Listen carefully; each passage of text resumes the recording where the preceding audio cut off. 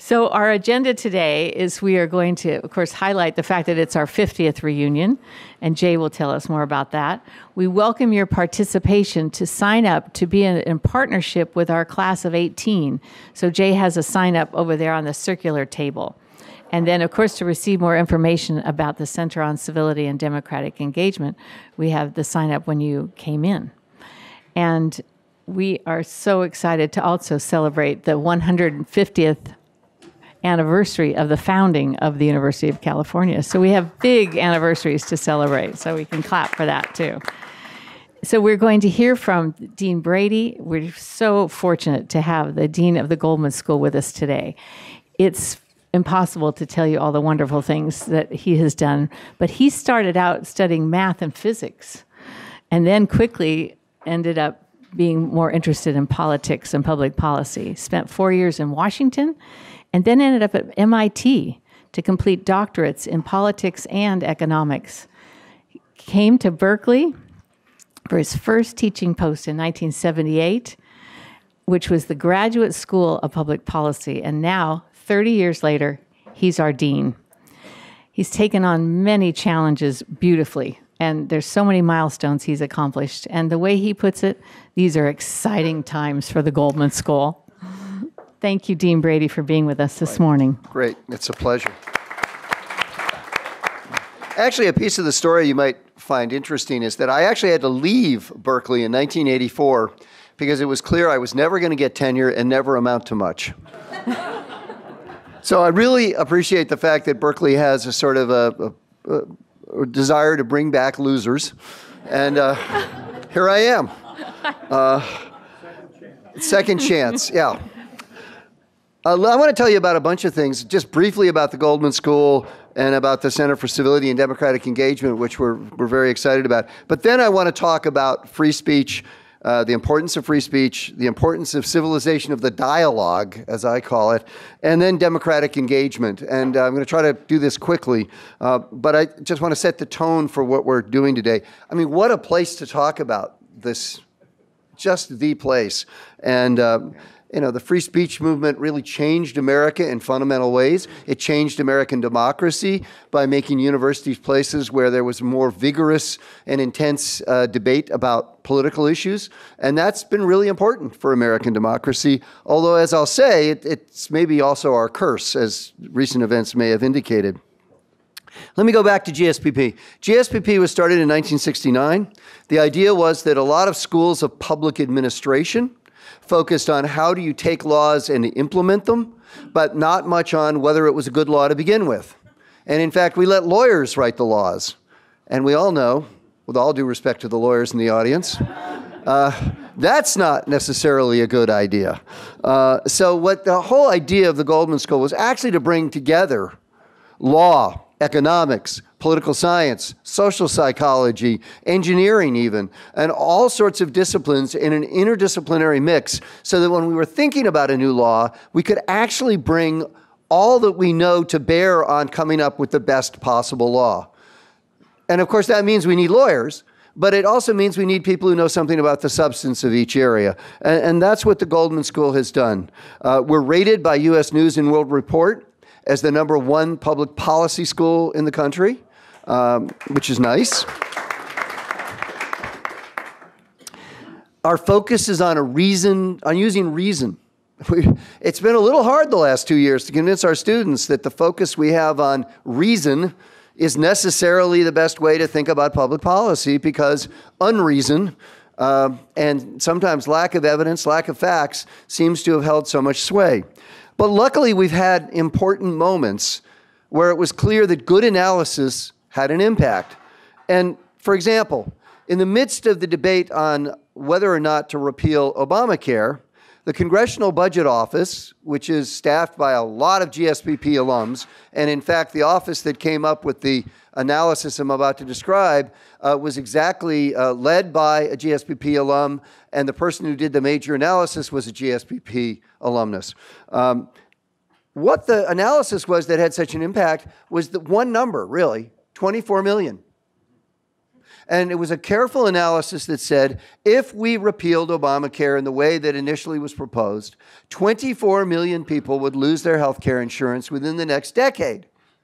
One number. And so I use this a lot with my students to convince them that all was not lost. It was still possible to do good analysis and to really have an impact on society. And in fact, we had Alice Rivlin come in last fall. Alice Rivlin is the first cabinet member ever in American history. That was when she was head of the Office of Management and Budget, which is a cabinet-level post. But before she was head of OMB, she started the Congressional Budget Office, which is like the Legislative Analyst's Office here in the state of California, an office attached to the legislature, which tries to do the best possible analysis.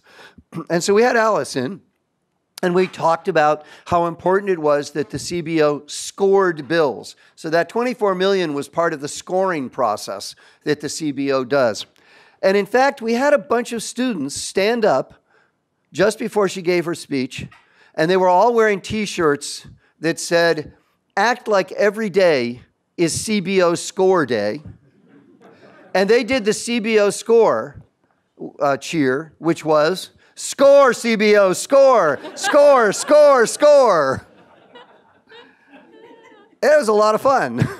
Yeah, completely nonsensical, but it was a lot of fun. So root for your team. And the team, in this case, is reason. And thinking hard about policies and trying to make sure that you actually looked at the facts. I'm constantly telling my students, you don't want to be one of those people who goes out there and because of your ideology, whether it's on the left or on the right, says X is a good idea. And it turns out X is a terrible idea. And X leads to bad results. And I often give the example of public housing in America. A really lovely, progressive notion, let's put poor people in big concentrations of public housing because it'll be beautiful, spiffy housing, and they'll be so much better off. And we exacerbated the problems for those populations. We concentrated crime. We created food deserts. We created places where crime and misery were rife. And so there's an example where nobody really thought hard about, was it a really good idea to do that? Also, we gave a tool that some cynical politicians used to create new ghettos. There's a wonderful book about Chicago called The Making of the Second Ghetto, which is all about how Mayor Daley used public housing to essentially box in the African-American population on the south side and the west side of Chicago.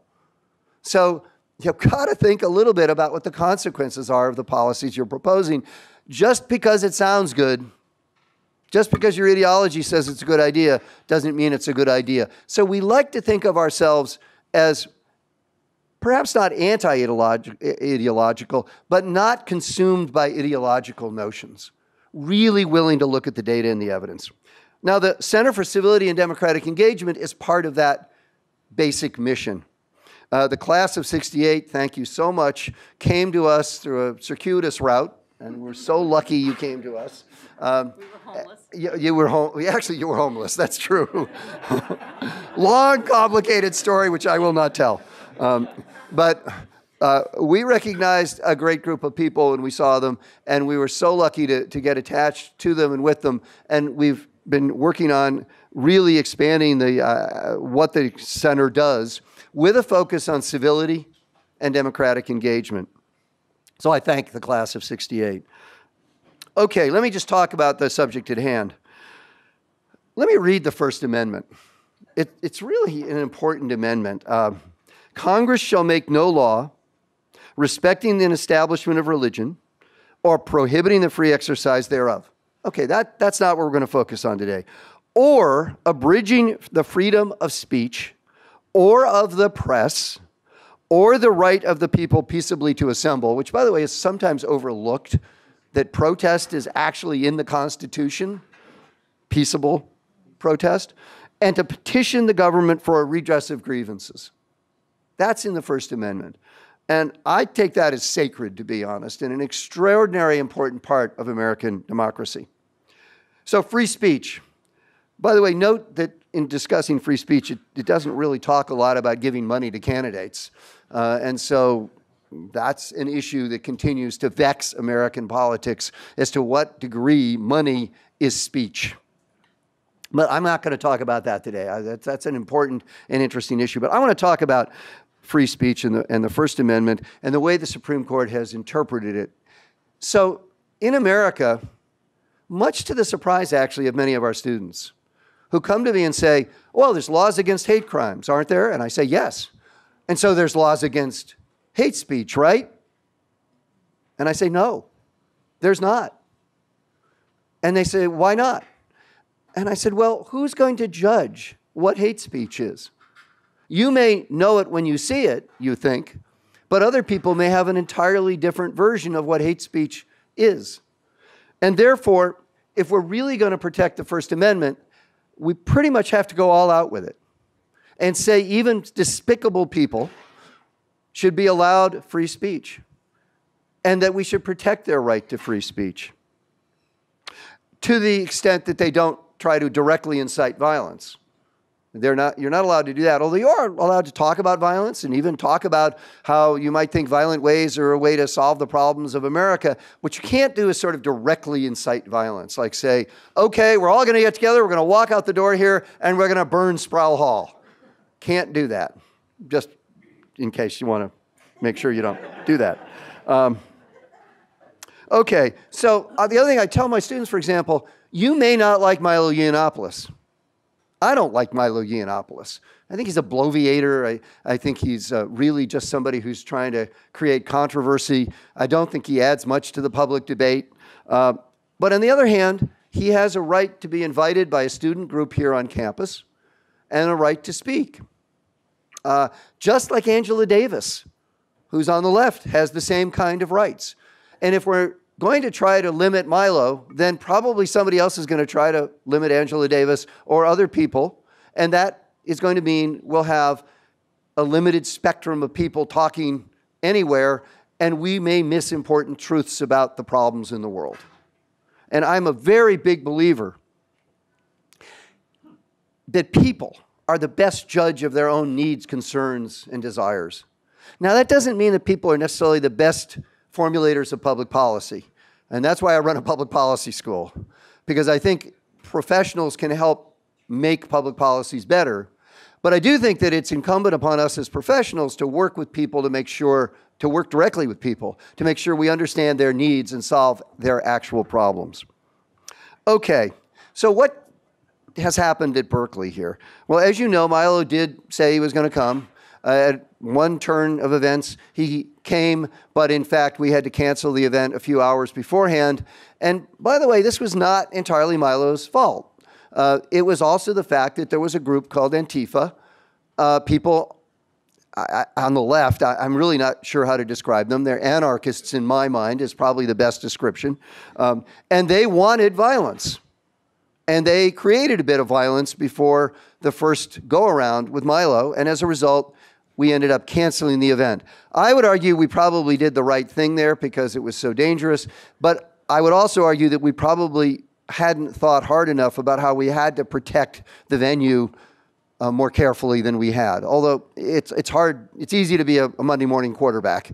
But to the credit of our new chancellor, who then came on in July after the Milo event of the spring of last year, Carol Christ decided that when Milo announced he was going to have Free Speech Week, a week's group of activities, that she was going to protect his right in every way.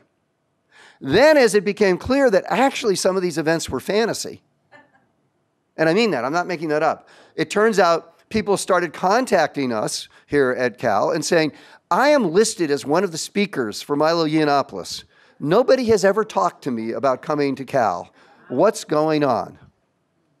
And it became clear that Milo had fantasized. And it also became clear that Milo actually didn't really ultimately care about giving any talks at Cal.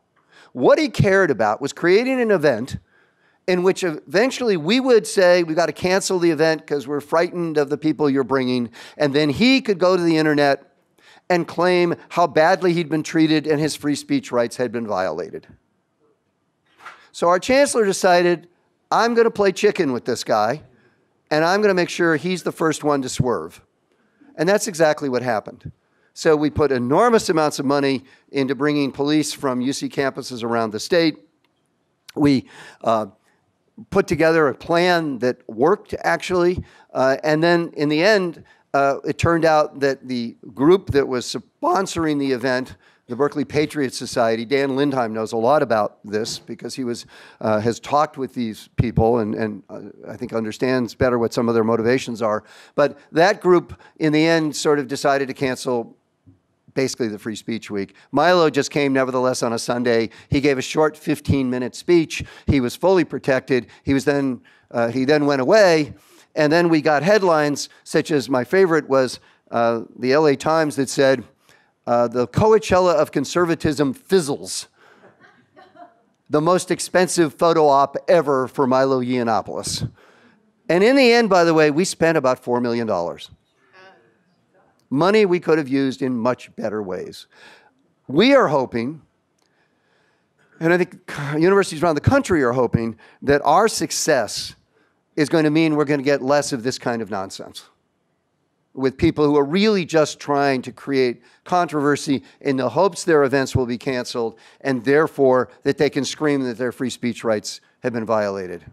And I think we've shown an approach to dealing with these problems that I'm hoping is going to be successful in limiting them so that they don't occur on too regular a basis. I do think, however, that we are still left with this issue. To what extent can we figure out a way to afford this? We do have the right to talk about time, place, and manner restrictions. So, for example, Ann Coulter in the spring of last year said she was coming on a certain date and then got outraged when she was told, no, we didn't have any facilities for that date, which we had a perfect right to do, absolute legal right to do. It's not the case that anyone in this audience can come up to me and say, I'm appearing on campus next week, and I want Wheeler Hall, and you'll give it to me because I have free speech rights. That's not allowed. We do have time, place, and manner restrictions legally that we can enforce.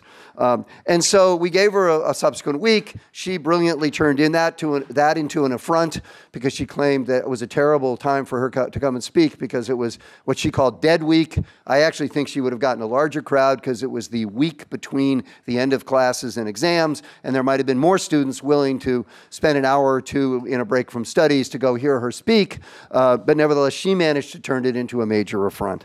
So even with time, place, and manner restrictions, we have problems that we have to deal with. And we're still trying to come to grips with this.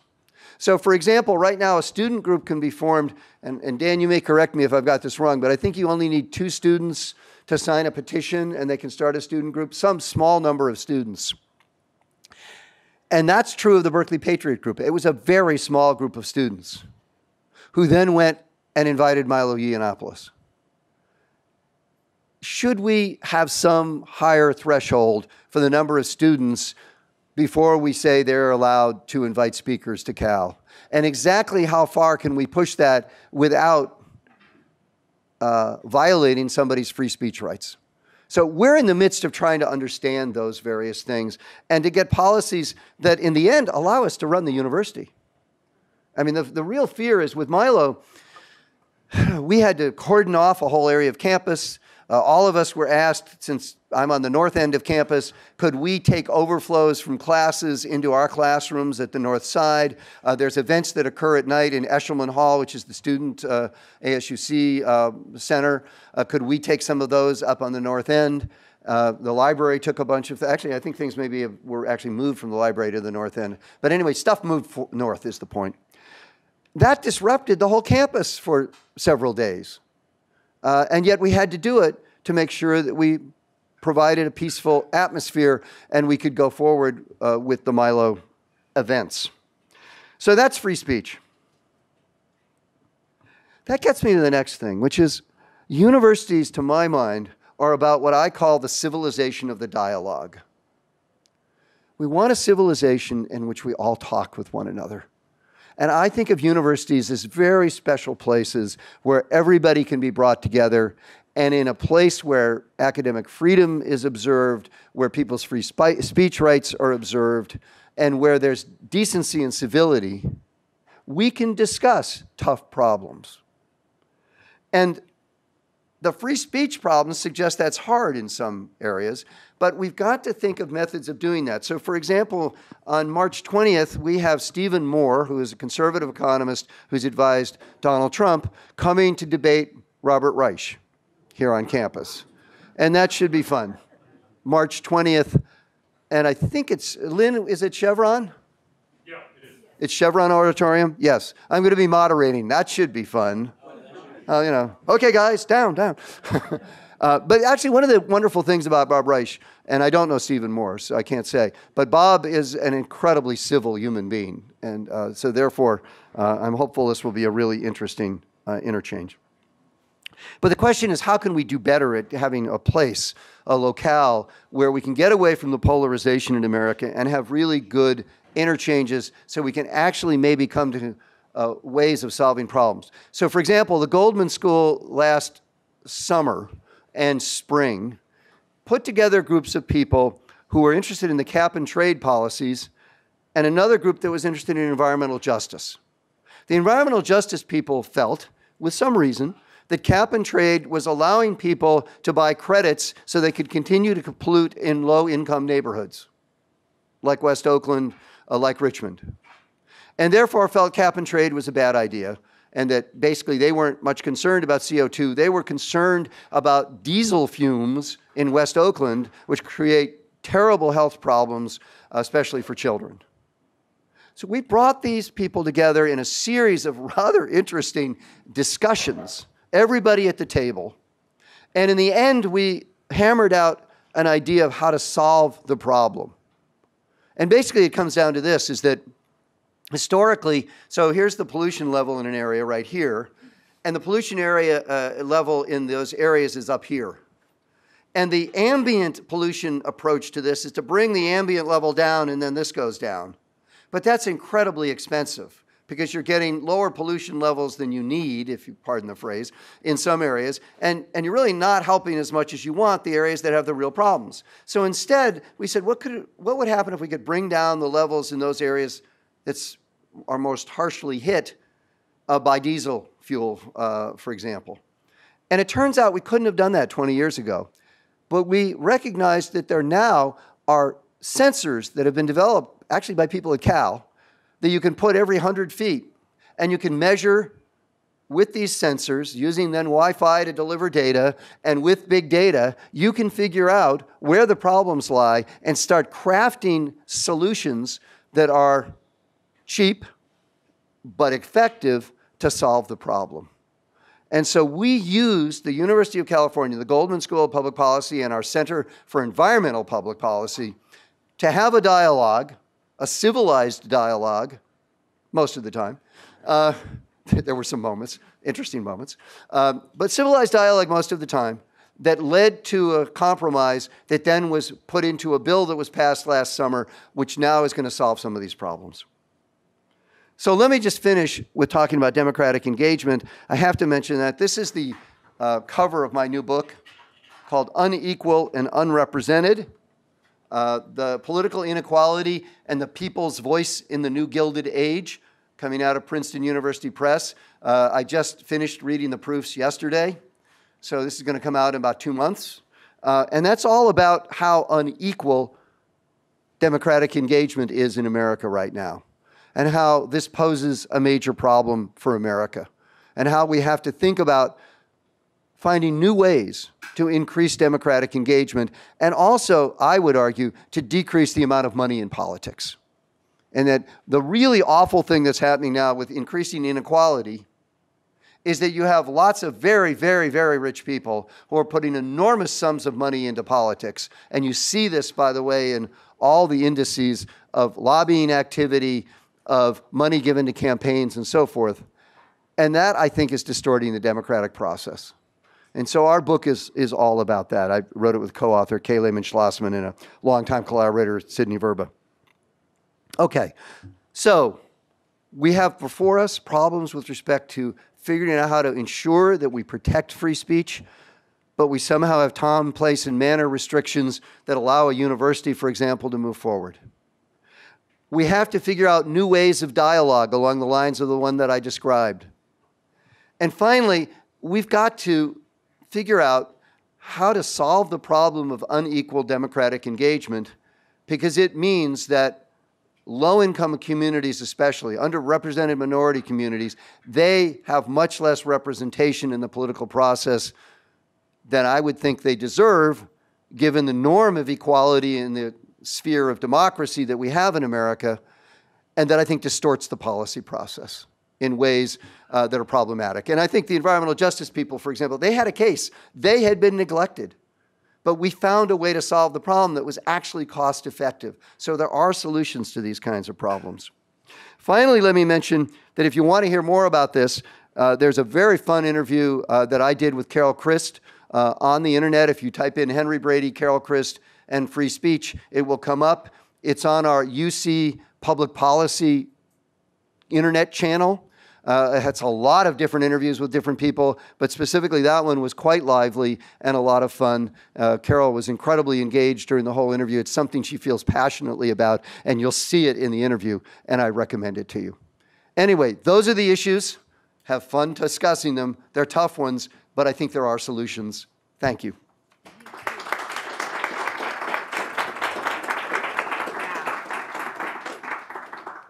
Maybe we could do a couple of questions. I was going to do questions at the end for after Larry and Dan, but while you're here, because I know you have another meeting to go to, is that right? Your alumni board. Do you have? I'm bopping between. I had one already. I got another one later. Just a couple of questions. I have a question. I just want to say the $4 million that you described as perhaps could have been better spent other ways might not be. When you ended up finishing the description of it, it sounded to me like $4 million that would return much more to society as a whole. Yes, except that unfortunately we paid it. Society as a whole did not pay it. I will say, by the way, that Janet Napolitano at the Office of the President agreed to pay half of it on behalf of the entire UC system, because she recognized that, in fact, Berkeley was bearing the brunt of this, I would call it an attack on the part of the right on universities. And that therefore it was important to stifle it as quickly as possible, because the long run would be much cheaper if we stopped it now. Great. Pete, you had a question? Could you describe, please, a little bit the process of getting the two sides apparently face to face in this environmental? Because again and again, every discussion seems to end up with the sides really not listening to each other, but shouting over each other. So how was that conducted? Well, one key is to do it in camera, in private. In other words, don't make it a public forum. We brought them together in private into room 105, actually, in the Goldman School, which is a wonderful classroom that we have there. So that's number one. Number two, have a very skilled negotiator. Ned Helm, who is a graduate of our school, of course, and who went off to start a thing called the Center for Clean Air Policy, had worked a lot on the Paris Accords, for example, with respect to climate change, and was used to negotiating with various groups. And in fact, his big thing was that often solving the problems of climate change could be a win-win situation. And so he had gone around the world and worked with various groups, brought them together and showed them that there were ways to get to win-win instead of win-lose. And so he had a lot of experience and infinite patience. And to use the vernacular, took a lot of crap in this process, but was willing to meet within the meetings, and then afterwards he met with each actor and said, okay, I heard you in the meeting. I want to understand what your concerns are. How can we make sure we get someplace? And I think he did a fabulous job. And we're going to continue to do this. In fact, we're doing a follow-up project in Oakland, working with the city of Oakland to try to solve these problems and to make sure that we actually do solve them. Right. One last question. Jay. Since the map of red states and blue states, we've been driven to see everything as the left and the right, bridging a bit, Right. I want to ask, in that conference, were you actually gathering, can you tell us there were actually subsets in the room and not just the left or the right? Did you actually bring together people from a range? It was, for example, members of legislative committee staffs from Sacramento. Chevron was in the room because Richmond is one of the pressure points with respect to all this issue. By the way, interesting point. Chevron is actually very much in favor of these sensors, because they actually think, and I don't know if it's true, but they think that the real problems in pollution in Richmond are not their refinery. They think it's the railroads and some of the traffic that comes through Richmond. and that this kind of approach of using the sensors will actually prove that they're not the biggest polluter. Thank you so much. Thank you, Henry. Everybody, thank him for making time in his Saturday. Well, he's multitasking as always. Yes, he's a professional multitasker. So let me stand off to the side because I have to run off in a minute. But thank you. And we'll bring up Dan and Larry, the dynamic duo. So to give you a little background on how we got here, our class is unique. This alumni university relationship that we have with our Center on Civility and Democratic Engagement, founded by the class of 68. So following our 35th reunion, we continued to gather quarterly, thanks to Jay, who instigated that wonderful, it is like, why would we not stop meeting? And we started reflecting on our special time at Cal, but our discussion brought us around, now this is 10 years ago, to the current state of affairs in Washington and the dysfunction and local dysfunction. And it has unfortunately gotten worse. So when we reflected on our special time at Cal, two things came out of this 64 to 68 period that really resonated with us, is that during the free speech movement, as turbulent as it was, the students, faculty, and administration actually sat down and solved their problems. And they did coordinate a solution. Took a couple tries, but it did happen. The second thing that happened is that there was respect for differences of opinion during that time. You could actually have a different opinion of someone else, and we've lost that. It's my way or the highway now. And we used to, if you think back during the free speech movement, you could choose to participate or not. We have a very conservative friend who was an ROTC, he'd walk through in his uniform, and he would get saluted, like, there you go, we go this way. And there was that respect for differences, not tolerance, because I can tolerate you and not show any respect for you, but there was actually the civility word we decided takes an effort to show respect. So we decided that we really wanted to create a legacy project so in perpetuity, our class legacy could go forward and we could do what we can to try to solve this current situation of intolerance and our, well, dysfunction. So we decided to create the Center on Civility and Democratic Engagement. And we're very fortunate that we found a home at the Goldman School of Public Policy where they take such good care of us, giving us Lynn Serta Price, who's development director, who's here today. And we have a team of two leaders. We have a program director, Larry Rosenthal, and we have our faculty director, Dan Lindheim, who is our classmate as well. And we only have them very, very part-time. So that's why we're going to fundraise like crazy for our 50th so that we can have more of their time. When you hear what they've been able to do with the 1/10 time that they're to devote to us, it's a miracle. So Dan and Larry both represent a lot of degrees. Dan has 2 masters, besides his BA at Cal, 2 masters, PhD, and a law degree. He was CEO of 2 high-tech companies in his past life, World Bank economist, senior advisor to committees at the House of Representatives. Most recently, he was the Oakland City Administrator. He was on the Cal tennis team. But he's very still active with Berkeley and Oakland in their school budgeting and other efforts. And then Larry, also law degree, master's degree, PhD, is our program director, and he's assistant adjunct professor at the Goldman School and a very beloved teacher we've learned from his students. And he's also the resident faculty for the Institute for the Study of Societal Issues, among many other things. So thank you very much for giving us an insight into what's up with the Center on Civility and Democratic Engagement.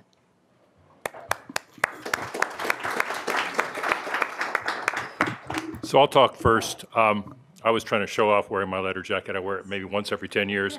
I can't really fit into it. It's too damn hot, you know. I want to talk about two things. In late summer last year, the Chancellor asked me to chair a committee to bring about a series of point-counterpoint talks in which people of disparate views would actually converse.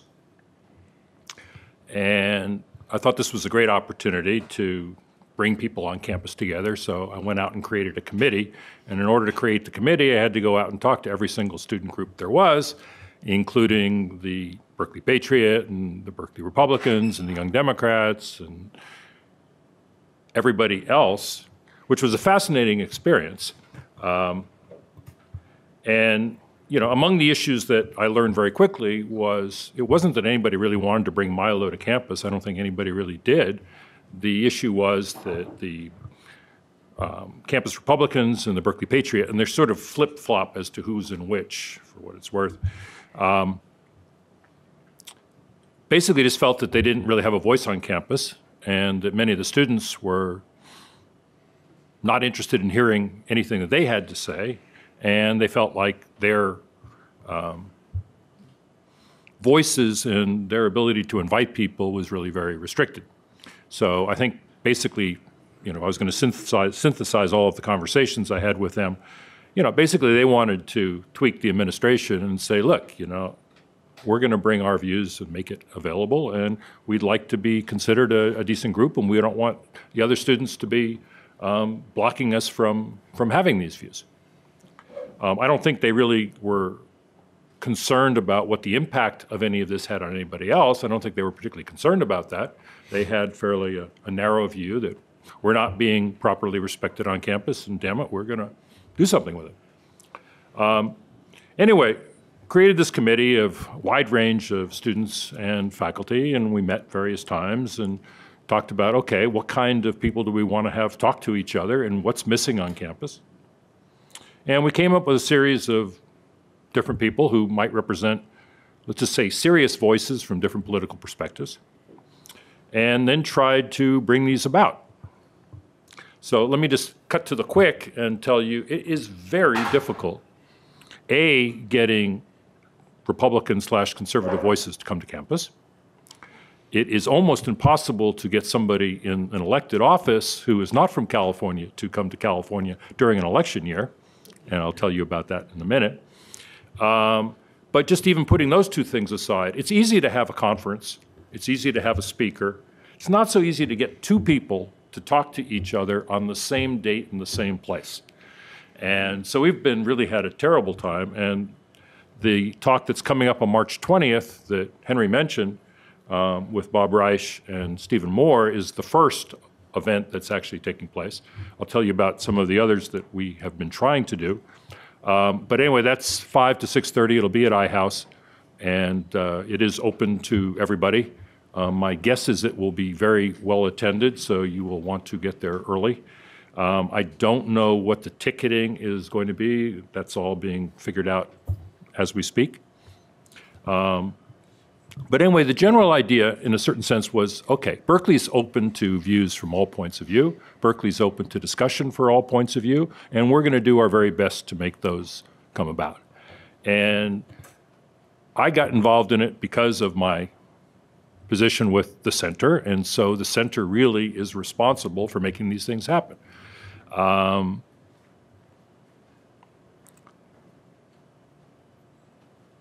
And obviously, since Henry is going to be the moderator, we actually have, and Bob is a member of the faculty, I'm a member of the faculty, that we can make that all happen.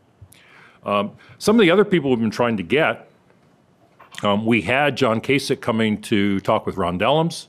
Unfortunately, they had done a whole series of coalitions back when they were both in Congress, and it was an interesting, very left, very right coalition. They are very close friends, and they were going to come. Kasich wouldn't come to meet with anybody else other than with Dellums. And Dellums at the moment tweaked his back, and he's not traveling, so that's on hold.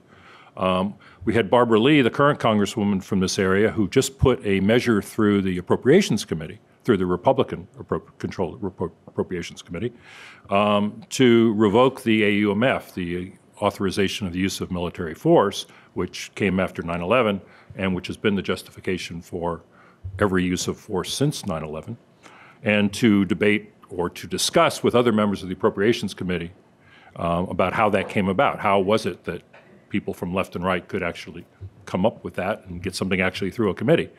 Turns out that Paul Ryan, as soon as it got to the full House, pulled it, but be that as it may. But we have been having difficulty getting each of those members. We've had 5 confirmed, but the dates keep changing, and as dates keep changing, trying to get somebody to come here during an election year is difficult. So we're going to have Condi Rice talk with Madeleine Albright or John Kerry or Samantha Power. 2 problems. One, they all charge over $100,000 Each. But they're all writing books as we speak, with the exception of Condi Rice. I don't know why she's not writing a book. So that's not going to happen. We tried to get Justice Gorsuch, and Justice Breyer, who's from San Francisco, but that didn't work out. So anyway, this campus is making a major effort to get voices here, but it's not as trivial as it seems to happen. We do have a date for Barbara Lee and another Republican congressman during Dead Week in May. We'll see if that actually pans out. Anyway, one of the things I just also wanted to say about this is we're in the Free Speech Cafe. It's amazing what happens with 50 years of either faulty memory or reconstructed history or all of these things. And basically, from the chancellor on down, has interpreted the free speech movement as let 1,000 fools talk. And the free speech movement really wasn't about that. Henry read through the First Amendment. It was much more about the freedom to organize, the freedom to peacefully assemble, the freedom to organize for the '64 election, for the Voting Rights Act. And it really wasn't let 1,000 clowns speak. But it's interesting over time how things happen, and things that you know something about and you all know something about, when it's written about by professors and other people over these years who write these books based on reconstructed history, come up with very interesting different interpretations of all of these things. Anyway, I want to talk about a second thing that we're doing as part of the center in the world of democratic engagement. One of the most important things is to get people to figure out what they disagree about. And as somebody said, most of the time people are just, yelling across each other and not really disagreeing with each other about things they disagree about. So in my ignorance, I agreed at the behest of the mayor of Berkeley to make the Berkeley budget transparent so that people could then argue about the aspects of the budget that they agreed about and disagreed about. Unfortunately for me, was given a committee. I thought it was just going to be me and a couple of students, and we're just going to crank this thing out. They gave me a committee of former council, current council, and some of the, let me just say, most distrusting members of the Berkeley community. And we've been meeting for about 4 months now, and I think we have now gotten to the point where we now understand, well, I shouldn't say we, they all understand what's in the budget, and so they're beginning to figure out what they disagree about. But I'm hopeful we're actually going to come up with a clear understanding of local budgeting so that mere mortals like council members and mayors have a clue what's actually in the budget and then can figure out what they can actually do to change what's in the budget. Everybody talks about, oh, we're going to approach this crisis or that crisis, but most of them don't realize what funds they do or do not have available. And for the most part, they don't have funds. Municipalities, with the exception of San Francisco at the moment because of the software boom and real estate boom, almost every other city really is in fairly either dire or just restricted financial situation. Anyway, so the whole idea is to create a template, to create an understanding of budgets so that then we can expand it to other cities and make it so, again, mere mortals can understand what's in budgets, and so people can actually begin to discuss things rather than just yell and scream over each other. And so I don't want to take too much time, I'm happy to answer any questions. I can talk at great length about any of these or what other things the center is doing, but I'll pass it on to Larry at this point. Is that okay if I speak for just a moment and then we'll take questions? Well, thank you, Dan. Again, I'm Larry Rosenthal. I'm a senior lecturer at the Goldman School, and I'm the program director of the Center on Civility and Democratic Engagement, founded by the class of '68. I've been in and around campus continuously since President Bush's dad was in office. And it's been marvelous to watch the growth of the center, to watch the growth of the campus and the Goldman School. It's been an extraordinary time under Dean Brady's very capable leadership. Just some descriptive material about what we're doing. Generally, the center aims to improve the quality and the quantity of participation in the policy process. If you think about that straightforward goal, that we need a policy process, and too often it excludes voices, and too often it degenerates. How do we as an academic center try to do this? Well, there's several things we do. First, we have a long record of sponsoring events, most of which are now watchable online, on divisive policy topics, where the speakers demonstrate the benefits of thoughtful, constructive discourse. We're proud of that record, and we want to keep that up. Showcasing sensible people discussing things constructively is something that we thought was a great tradition for the university. It turns out we want to boost the scarce supply of it these days. Secondly, the policy school used to take for granted a lot of the fundamentals of healthy democracy. And in this environment, we no longer can afford to do so. And our students are keeping us very honest. And so focusing teaching and engagement at the school on the fundamentals of healthy democracy is something I think the center is dedicated to leading. We support research by students and others, showcasing how to upgrade the quality of public policy-related discourse and participation. And the key way we do that is our Civility Fellowship Program, which is healthy financially thanks to the generosity of a number of you in this room. And we'll be hearing more about the fellowship program later today. Lastly, we try to reach out to partners in the field and in the community to really boost their efforts. There is a kind of a quiet social revolution going on right now, which is concentrating on ways that we can actively re-engage communities in political processes, and we're excited to be part of that. So just some quick mention of a couple of things, and then I'll turn it back to Didi and your questions. First, some of the elements of free speech that Dan has been leading are things that we want to foster and continue. The Chancellor's Free Speech Year has been really inspiring. It's been a model of leadership in a terribly fragmented time, a predicament that no college or university leader wants to face. And she has made it her business during her first year in office to drive straight into the teeth of it and manage it. And we've all been inspired, and her engagement of Dan Lindheim and other leaders on campus has been part of the potion to actually making progress, and we're delighted. This year, we're sponsoring a visiting scholar for the first time, Dr. Kelsey Crow, who's an alum of the university. She's studying family and community processes around political empathy, trying to really get down to the personality and psychological particulars that cause us to experience divide and to lack the energy to try to cross divides. And she's doing it in a very particularized way, and we're excited about that, excited to be part of her work. We're looking at partnerships that would relate to online engagement tools and how they could make initiatives, progressive initiatives in participatory budgeting and other interesting experimental processes. How can we use online engagement platforms to make those better and more inclusive? And that's been an area that we've supported fellowships on in the past. And lastly, we're in conversation with the Social Science Matrix on campus and the publication Pacific Standard to possibly be part of a longer-term project on the future of U.S. politics. Where are we and where are we going? And a lot of lively topics that we would love to be part of and love to help organize.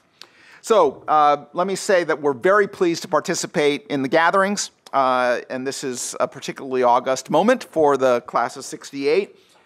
We at the center wish the class a hearty congratulations and mazel tov on your 50th and the university's sesquicentennial, our 150th. We're delighted to be part of it and are excited to make all of the events around the 50th as successful as possible. Thank you. How about a few questions? Helen. It was mentioned that each of you spend about 10% of your time on the center. So if you got more money and you could augment it to 20%, what would we expect to get in return? Well, first of all, I think we'd organize many more discussions about people of different perspectives. What I really wanted to do this year, but the chancellor's effort sort of overshadowed it, was to bring together different groups, local groups, to talk about their issues, whether police and community, whether charter schools and regular schools, what some of these issues are, so that people who fight in the community over different things actually would begin to understand what each other's opinions are. One of the things we did this year is we sponsored some debates between the Young Dems and the Young Conservatives. One of the things we've been doing sort of in quiet is bringing together different groups on campus to hear each other, not in the public, but in private, so they have some sense of what everybody really is saying. And for example, one of the real opposition to the chancellor's initiative has come from many student leaders of color and from the African American Studies Department, who see bringing, in their view, right-wing Republicans who they see as Charlottesville to campus, who are questioning their right to exist. So one of the things we're trying to do is to get people together so they actually understand when they talk about things that they hear each other.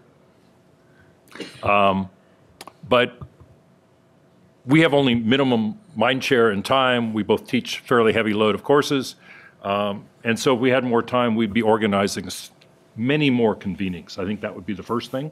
I think we'd be doing more research projects. And then the second thing, if we had more money, not necessarily more time, is we could sponsor many more research projects of students in this area. Terrific. Thank you. That we have some interesting ideas about quenching the thirst of our students, both undergrad and graduate, on these topics. And we don't currently teach community engagement design studio course. And there are universities and campuses that do that kind of work, where you take participatory policymaking process and make it the subject of not only theoretic teaching, but also activities by students. We would love to have that course offered, and with a little bit of support, we could push that forward. Thank you. Great. Pete. Dan, you referred to the, I forget the exact name of the local conservative group that wanted to, I think you portrayed their mindset as, gee, we just want access to free speech and a stage. From the outside, it looked to me like it wasn't really about access to free speech. It was about them trying to besmirch, in fact, even try to bring down the university. I know you probably can't agree to what I've just said totally, but can you talk a little bit more about that? Gee, they just innocently really wanted, like the Yiannopoulos guy didn't even really have speakers. So I mean, right there, that's just a contrived, we're going to try to kill the university. It had nothing to do with access to free speech.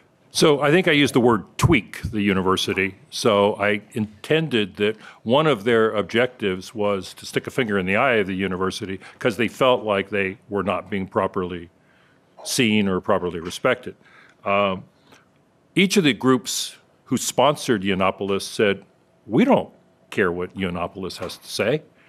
We don't like that. We don't agree with that. If you want us to stipulate in public that we think he's a fool, sure, no problem. Basically, what they were trying to do was stick it to the university, but also because they felt that they needed to stick it to the university. So I don't know if that sort of parses that, I don't want to portray them the best of the lights, but I mean, they were quite sincere. I mean, I was really, really blown away by some of the maturity of their arguments and the sincerity of what they believed. One of the things that happens on campus is student groups don't have faculty advisors. They don't have mentors. So you basically have a bunch of 19-year-olds or 20-year-olds going out and trying to act out in whatever way they deem to be appropriate. And, I think if there were, greater mentorship, I think things would be somewhat different. There are a number of fairly conservative professors on campus. I've tried to get them to meet with and mentor with some of these groups. At the business school, that takes place to some useful extent.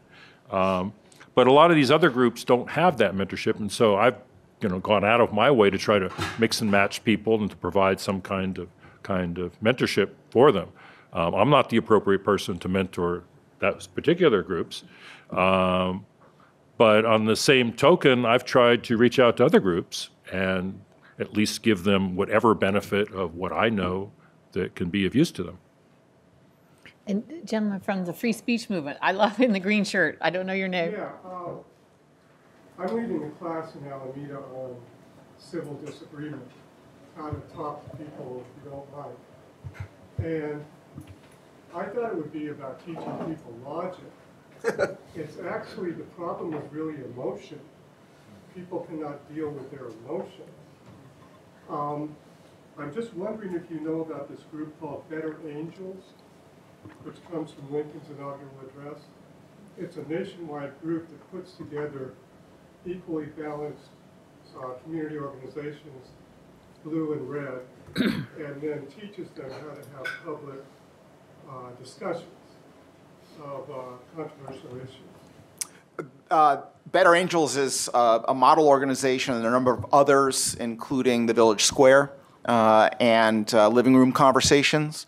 But we're seeing kind of percolate up a kind of impatience, a collective impatience, according to the Better Angels amongst us, that the acting out and the childishness and the petulance of people in civic settings is not the best we can do. And in fact, though the institutions that host those settings, particularly proper public institutions of policymaking, need to have a broader playbook in order to discipline the excesses of social and emotional expression. And it also goes, I think, to all the work that's being done in K-12 education about how to improve the teaching of civics, where we're trying to pour in some of that learning as a part of the civics premise. It's not just about institutions, it's about behavior.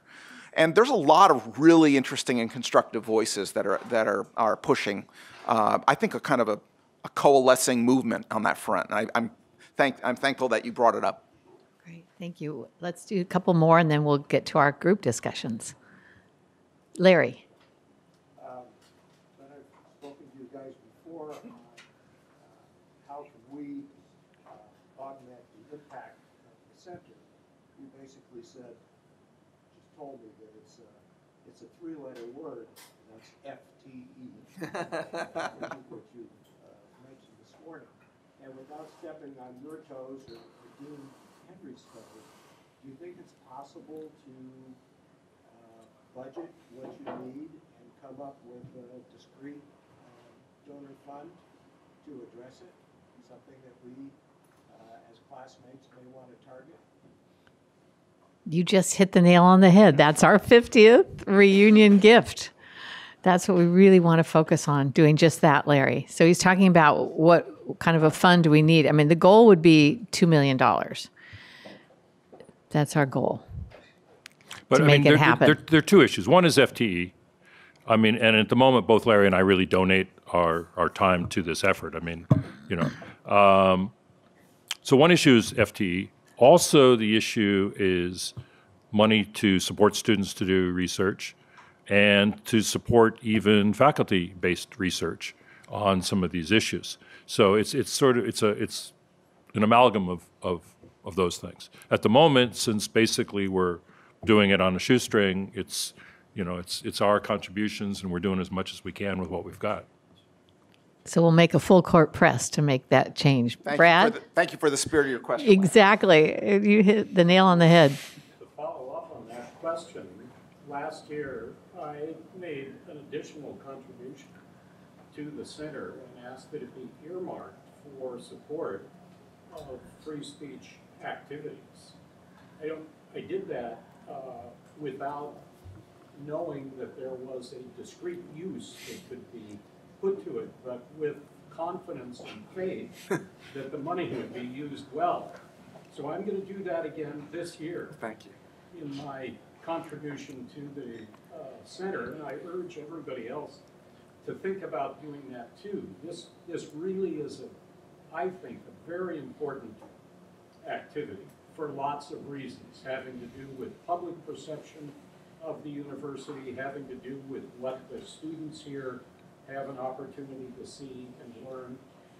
And I just wanted to say also, I think Henry's remarks were terrific. I hope they're transcribed and Yes. used. It's recorded today. And put it on the website. What he didn't say is that there is more activity going on in terms of a dialogue and bringing speakers of diverse views to the campus than most people realize. And that's not to say more isn't needed and that what Dan and Larry are doing isn't important. It certainly is. But Henry brought Charles Murray to the campus a couple of years ago. Murray is the one who was physically attacked at a small college in the East, and there was a student riot. At Berkeley, it was a very civil dialogue in Booth Auditorium.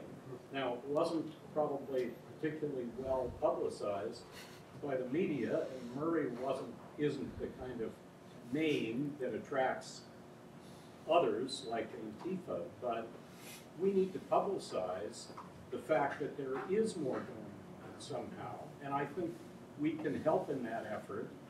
And then finally, I wanted, just as a suggestion, there are organizations like the National Lawyers Guild on the left and the Federalist Society on the right that routinely bring speakers to the law school, many of whom are not nationally known names, some of whom are fairly obscure. But the fact that that's happening is something that's, I think, not known or well appreciated generally. And if we can piggyback on that and maybe get some of the people who are former clerks to Scalia or clerks to a left-wing justice to talk to each other on our behalf while they're otherwise here, maybe we can do it at low cost. Thank you. Let me just add a little bit to what Brad's saying. There have been an incessant number of events on campus that have something to do with free speech. The chancellor has sponsored a number of them. Different departments have sponsored a number of them. I reached out to all the department chairs and said, look, you know, we're trying to do this big thing about prominent people campus-wide, but every department has their own internal debates, and you should be sponsoring these things. They all said, that would be great. We don't have any money. But some of them have been doing that. One of the things that's interesting is that just in 1 week, the head of the American Enterprise Institute spoke to all of the leaders on campus, all of the deans, all of the department chairs, all of the administrative, all of the top administrators, and in a certain sense said, can't we all get along? I think what they were also saying is, hey, we're a respectable research institute and you should treat us like one. I was a fly on the wall in that meeting. The same week, Heritage Foundation co-sponsored a conference at the law school on criminal justice reform. And so it's not like people aren't coming to campus. They do come to campus. There's a lot of awareness on campus of different points of view. And the real issue is it's not so hard getting academics to come. Where it's more difficult is getting prominent people to come because prominent people are concerned that they're going to get picketed, or they're going to get booed, or they're going to not be treated with what they consider, or what we consider to be appropriate respect. But there's just been an enormous amount of activity on free speech, and lecture after lecture, panel after panel on the meaning of the First Amendment, on the meaning of free speech, on the all issues of hate speech. We wanted to do a much broader issue on hate speech, and may still do that in the fall, but that's to be determined. Okay. But we need CNN and Fox to cover that, in addition to Yeah. Al-Tifa bashing in the windows of the student union. That's All right, we're going to do 2 more questions. Thank you. Right in the back, and then Marianne, and then we'll break into our small group discussion so everybody can talk, because I know you're probably all dying to talk to each other about this. Well, that's a great segue into what I wanted to ask, which is that, when you live long enough, you see changes and you can see the repercussions of those changes. And one of the things that I'm very aware of is that our public models of discourse have become horrific. And I see that on television when people are yelling over each other, when the television channels are so polemic, when everything is about entertainment, not information. I don't know when the FCC started granting licenses to stations to just take one point of view, when news was no longer required to be objective, or at least subjectively objective. But at some point, that went out the window. And what I think about is, how do our youth ever have models of what is civil discourse? How do you solve problems through conversation and finding common ground? Because they have no models of that in the public media. So I don't know, I think what the Goldman School is trying to do is incredibly needed and exemplary. On the other hand, I don't know how you overcome the massive media message that this is how you yell at each other about issues, and this is how you divide a country rather than how do you find common ground. I'd love to hear some ideas about that, and I'd like to know what the history is that allowed that to happen, because there was a tidal shift someplace, I think in the 80s. I wasn't here in the 80s, so I missed it. But by the time I came back, it was like everything had turned into the National Enquirer. We will get to solve those problems in our small group discussions, because I think brainstorming with this brain pool that's here is going to come up with some excellent results. We'll get Marianne's question, and then we'll move into small groups. This is more of a comment, but in light of the fact that we do have a lot of discourse on various perspectives coming to campus already, I don't know your name, but Helen. Helen. H. There we go. Thank you. Helen's question was, how would you use the money if somebody decided to wave a magic wand and give you lots? And the answer that I heard was that you would get more prominent people, I assume. No, I was saying that this year we were focusing on the prominent and putting aside the more, let's say, community voices or local issue people who are not quite so prominent. And what I really wanted to do was to focus on the less prominent. Oh, okay. All right. Well, Yeah, we're not asking for donations so we can afford Condi Rice. That is not what's happening this morning. I didn't think there'd be a whole lot of people jumping into that basket. But anyway, and then you also mentioned research projects. What I think would be helpful to anybody who's interested in making a donation is to have a list of things that you could specifically donate to. And because I think some people may just be in love with the whole idea of democratic engagement and civility. I personally am. But maybe they don't want to just donate to the center. Maybe they want to donate to something specifically. And so I think that might be helpful for fundraising. Thank you for that idea. Wonderful. So we have naturally are in our groups, and what we wanted to make sure is that there was a mixture, And we do have some students and who we can sprinkle them around. So how many students do we have? Because we'll let the alums stay where they are. So I see 1, 2. I know there's one here, one there. Any more students? Okay, great. If you would make sure that you're not sitting at the same table, that would be wonderful. And everybody get a table. You could grab a cup of coffee, and we have facilitators to help the discussion. So what we're going to talk about is we're going to say, do you feel that you're in an ideological echo chamber? And what ideas do you have to get us out of this one-sided input? And how can we hear other voices? And what's the role of civility? So I'll pass this out and we'll get started.